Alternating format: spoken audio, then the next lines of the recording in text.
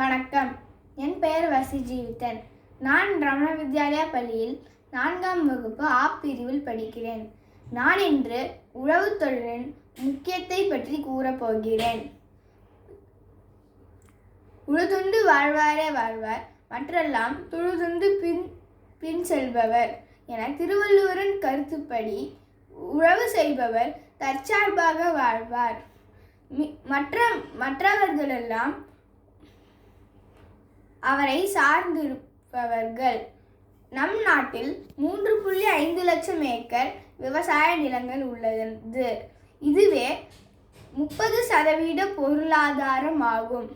நான் ஒரு விவசாய குடும்பத்தை சேர்ந்தவன். விவசாயம் நம் நாட்டின் முதுகெலும்பாகும்.